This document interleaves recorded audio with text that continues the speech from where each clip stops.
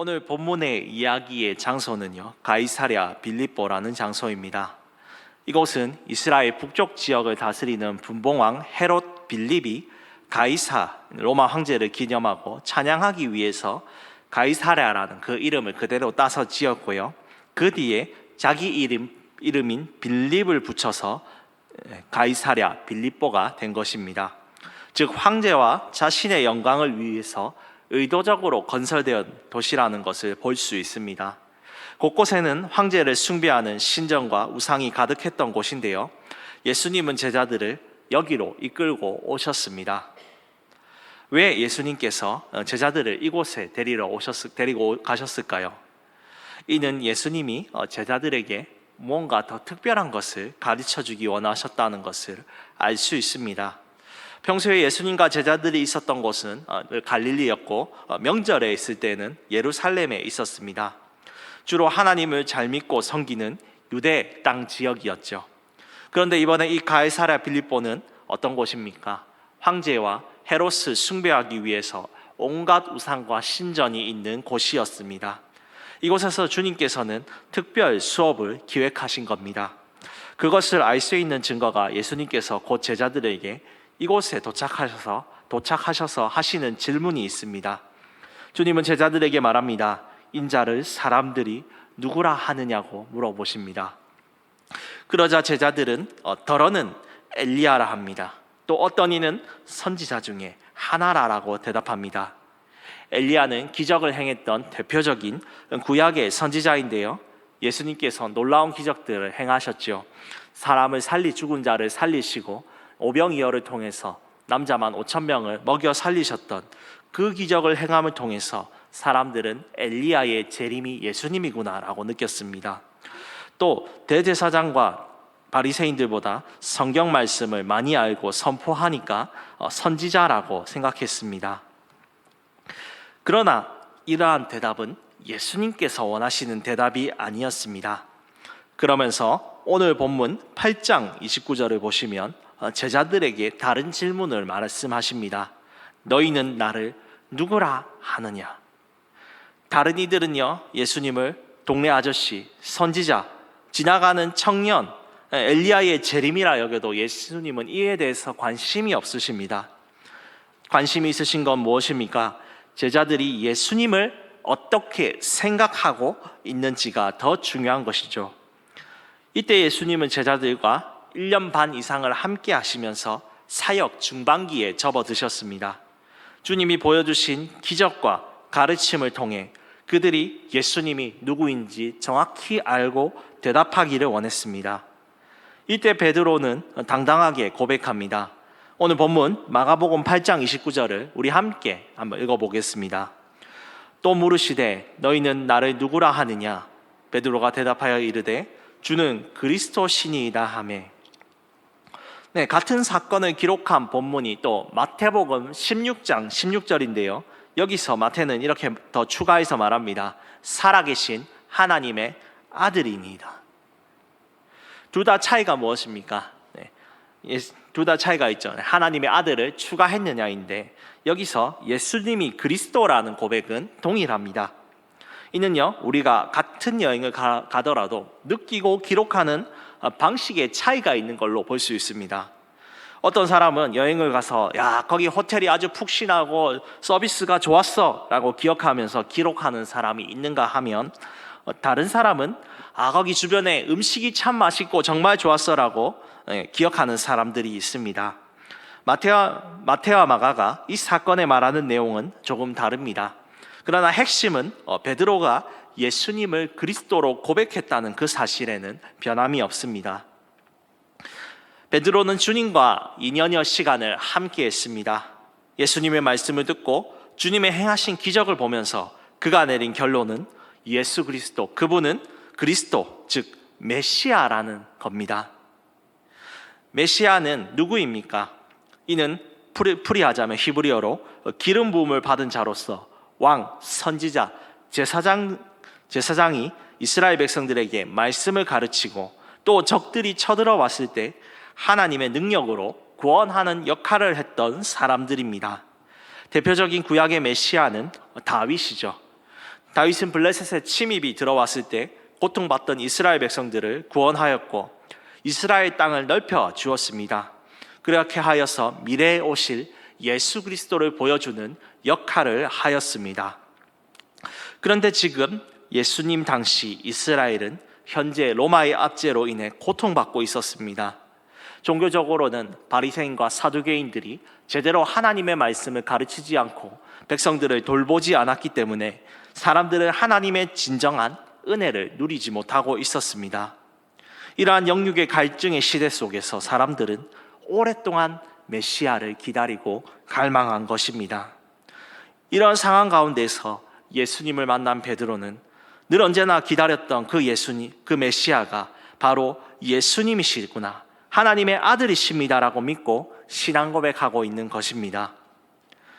이 베드로의 고백을 들었던 예수님은 어떤 마음이셨을까요?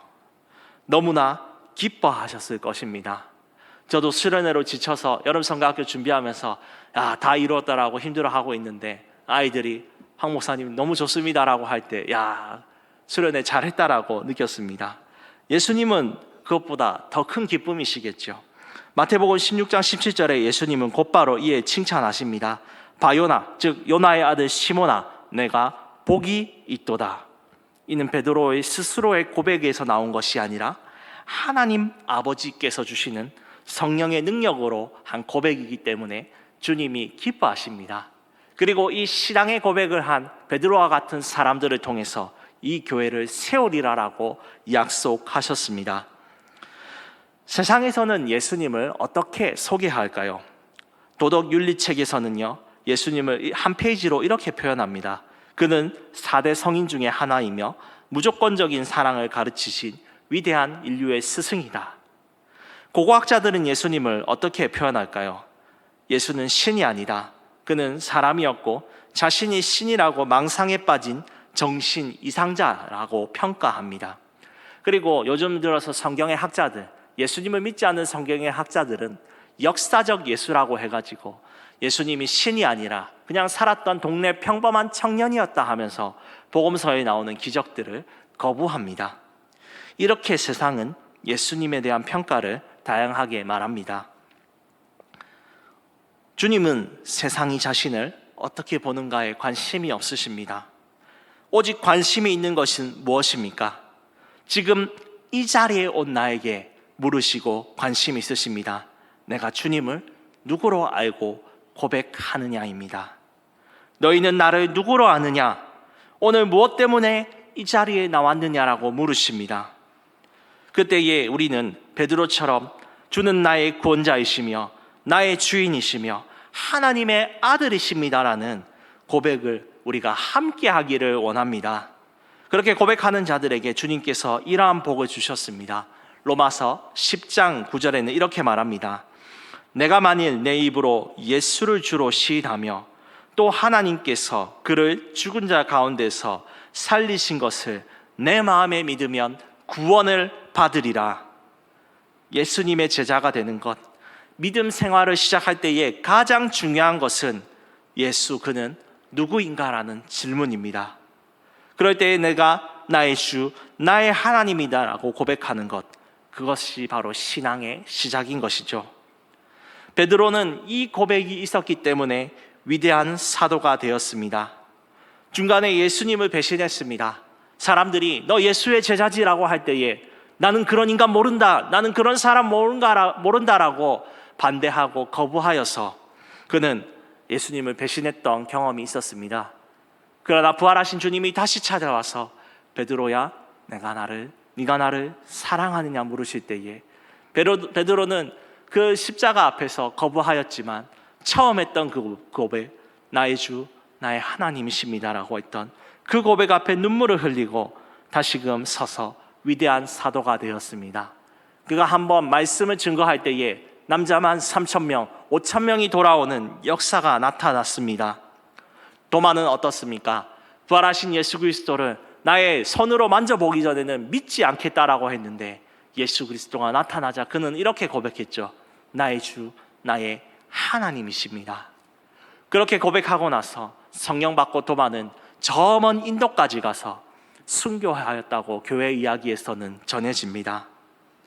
여러분들에게 예수 그리스도는 누구이십니까? 저에게 예수 그리스도는 죽었던 나를 살리시고 우울했던 내 삶을 바꾸셔서 천국의 기쁨을 오늘도 나에게 주시는 나의 하나님이십니다. 여러분들에게 고백하였던, 여러분들이 경험하였던 예수 그리스도 각자 고백하시면서 이 신앙의 자리로 나오셨고 또 이 수요 기도의 자리로 나오셨을 것입니다. 그러나 혹시 베드로처럼 때로는 넘어지고 낙심하신 분들이 계십니까? 우리가 처음 했던 그 고백, 나의 주, 나의 예수 그리스도 앞으로 고백하며 나올 때에 식었던 그 마음이 다시금 뜨거워질 줄 믿으시기 바랍니다. 그리고 이 고백으로 나아갈 때에 하나님의 진실한 제자들, 예수 그리스도를 따르는 제자들로 변화되어 가는 줄 주님의 이름으로 축복합니다. 그런데 오늘 본문에서 더 살펴볼 것이 있는데요, 바로 예수님은 우리의 이 신앙 고백이 그저 입으로 끝나는 것을 바라지 않습니다. 한 걸음 더 나아가라고 하십니다.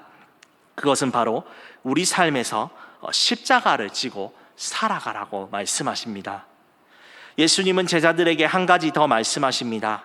그래서 오늘 본문 31절을 보시면 예수님이 고난을 받고 제사장들, 바리새인들, 장로들, 서기관들에게 버림을 받고 죽는 것을 얘기합니다. 즉 십자가에 박히셔서 3일 만에 죽었다가 부활하시는 내용을 전하셨습니다.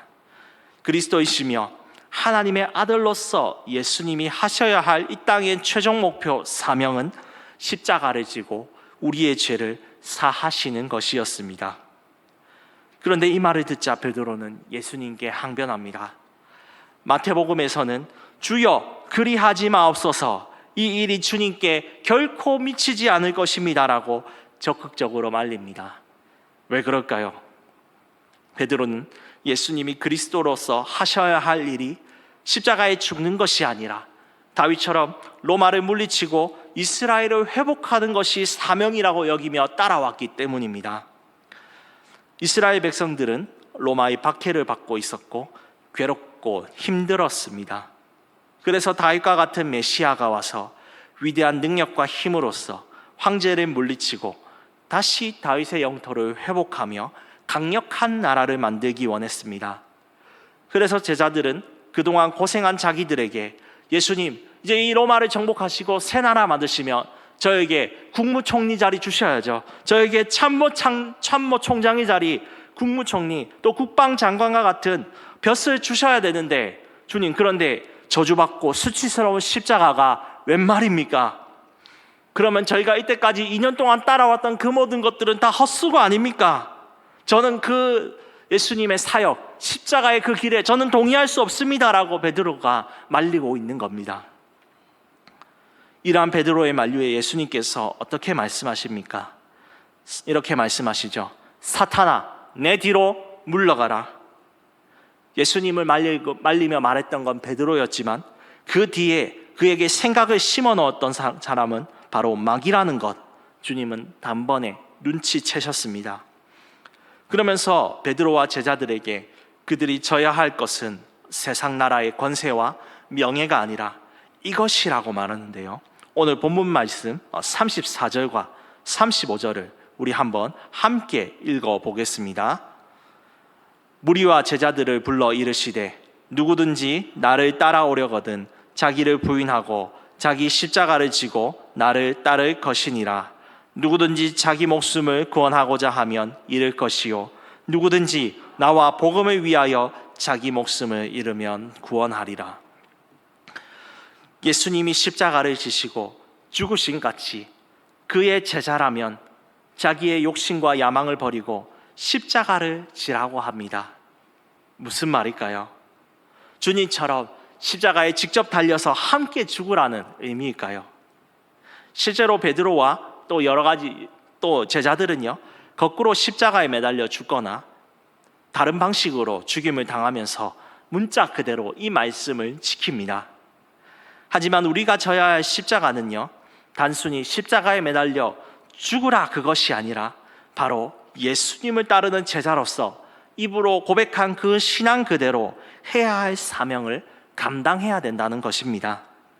거기에 따라오는 여러 가지 고난도 감당하고 나아가야 되는 것이죠.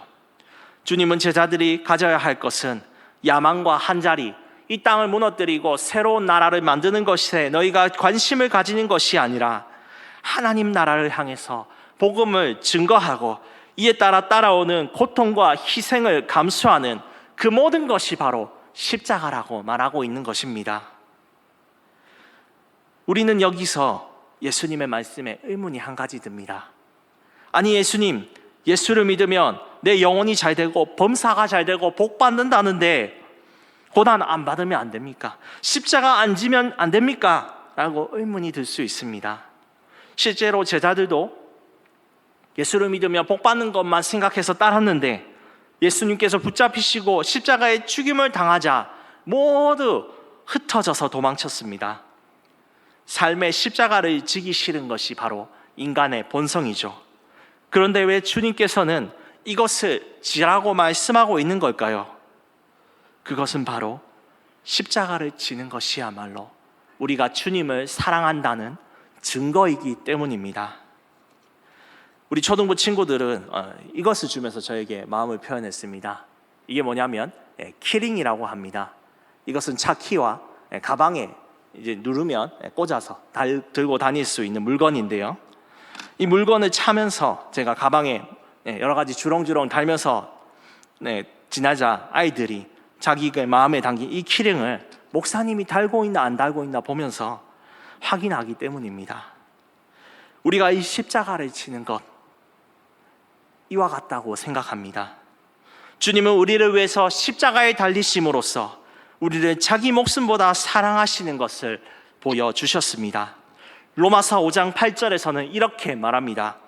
우리가 아직 죄인 되었을 때에 그리스도께서 우리를 위하여 죽으심으로 하나님께서 우리에 대한 자기의 사랑을 확증하셨느니라. 이 십자가는요, 하나님이 자기 아들을 바쳐 우리에게 주신 키링과 같은 사랑의 증표이며 그 증거인 것입니다. 그렇기에 우리는 이 십자가의 증표가 먼저 보여졌기 때문에 내 몸과 내 삶에 가득 차고 살아가서 주님을 사랑하는 자로 나타나야 되는 것입니다. 여러분에게 있는 십자가는 무엇입니까?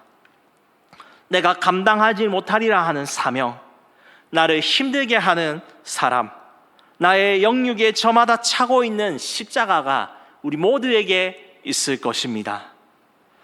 그 십자가를 감당할 때 하나님께서는 나를 인정할 것입니다. 그러나 내가 그것을 부끄러워하면 주님께서는 나를 부끄러워할 것이라고 오늘 본문 38절에는 말씀합니다. 지금 복음서를 읽고 있는 당시의 성도들은 여러 가지로 고난을 당하고 있었습니다. 로마 황제와 유대인들이 교회를 핍박하며 교회를 위협하고 있었고, 이럴 때 사람들은 신앙을 저버리고 로마 황제를 숭배하며 살아가고 있었습니다. 마가는 이 마가복음을 기록하면서 예수님의 이 신앙 고백과 삶처럼 그들이 당하는 고난은 그냥 당하는 것이 아니라 십자가의 사명이고, 참고 견디는 자는 하나님께서 인정하시고 그들을 큰 영광과 상급으로 갚아주실 것이라고 격려하고 있는 것입니다. 오늘 우리가 이 십자가를 감당하며 지고 나아갈 때 우리의 고백은 진정한 신앙으로 완성이 될 것입니다. 그리고 주님이 다시 오시는 그날에 우리에게 면류관을 씌워주시고 우리의 눈물을 씻겨주시며 우리는 주님과 함께 왕노릇 할 것입니다. 이를 기억하며 우리에게 주어진 그 십자가를 감당하며 주님을 사랑하는 제자로서 살아가기를 주님의 이름으로 축복합니다. 말씀을 정리하겠습니다. 12월은 예수님의 오심에 감사하며 다시 오심을 기다리는 대강절의 기간입니다. 우리 주님은 누구이십니까? 나의 구원자, 나의 예수 그리스도, 다시 오셔서 세상을 심판하시며 나와 함께 온 세상을 다스리실 만왕의 왕이 되십니다. 이 고백을 가진 자들, 우리의 영혼과 마음이 다시금 뜨거워지고 주님의 선한 사역을 감당할 줄 믿습니다. 때로는 넘어져서 주님 앞에 부끄러운 자들이 있으십니까? 처음 했던 이 고백을 오늘 이 기도의 시간 가운데 다시 기도하면서 고백할 때에 우리의 무너진 자리가 회복되는 줄 믿으시기를 바랍니다. 그리고 이 신앙의 고백은 우리의 입으로 멈추는 것이 아니라 우리 삶에 그 십자가로 배겨져서 온 세상에 주님의 사랑을 증거하고 제자 삼는 사명을 잘 감당해야 될 것입니다. 지금 가지고 있는 십자가는 우리의 힘으로 감당할 수 없습니다. 하나님이 우리를 위해서 주시는 그 은혜와 성령의 능력을 우리가 간구하며 나아갈 때에 주님께서는 우리에게 이 십자가를 감당할 힘을 줄 것입니다. 우리와 지금까지 함께 하시며 능력을 주시는 하나님의 은혜를 믿으며 오늘 말씀 생각하며 예수 그리스도를 따르는 제자가 되기를 주님의 이름으로 축복합니다.